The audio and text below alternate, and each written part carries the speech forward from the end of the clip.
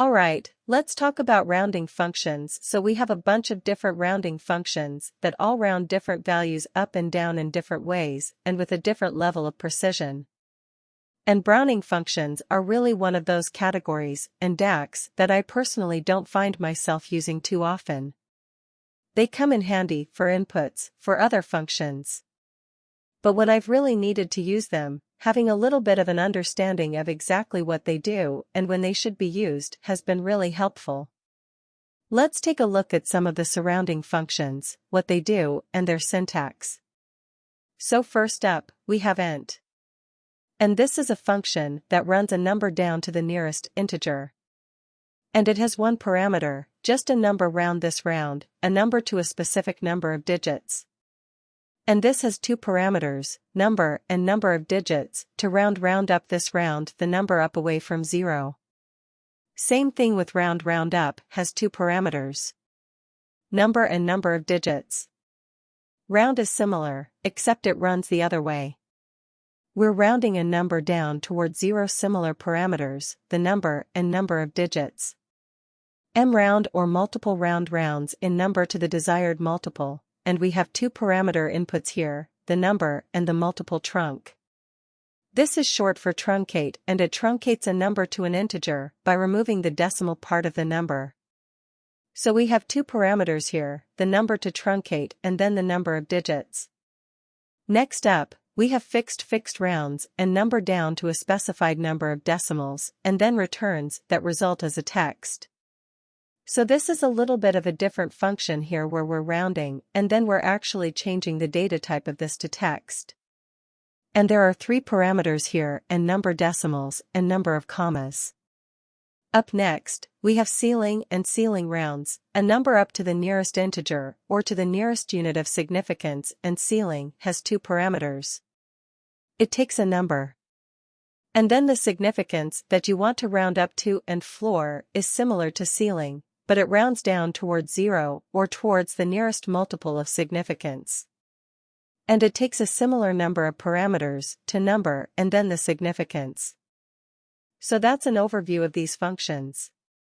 Let's take a look at an example here. And we have two different values. We have a decimal value, 3.124338.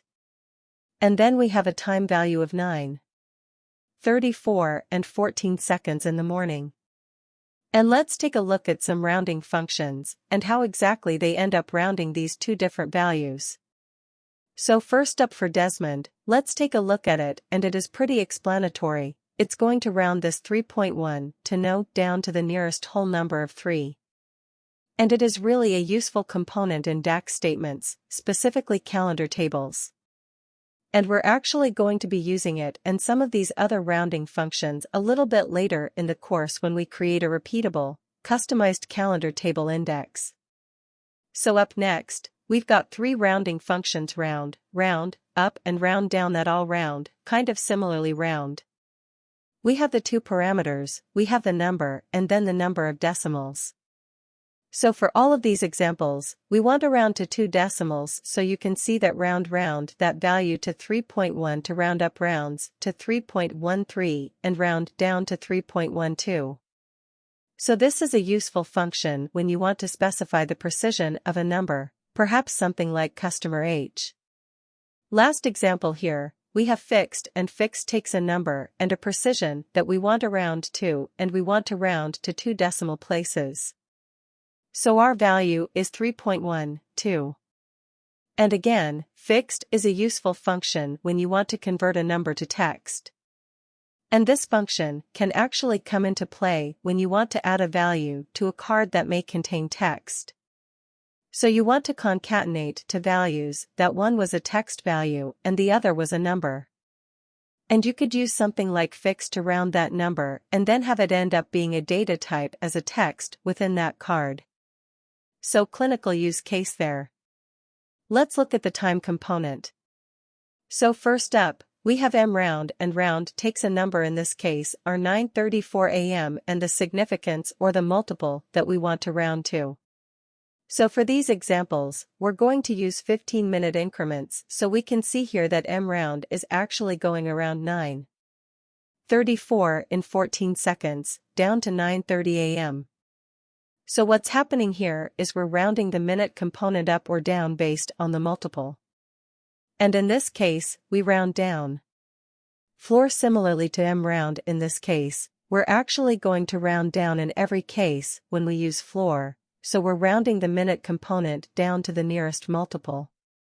So 9:30 for a 15-minute multiple is going to be rounded down to 9:30. Last example here, his first ceiling is going to round the minute component up to the nearest multiple. So in this case, 9:34 rounds up to the next 15-minute multiple, which is 9:45 a.m.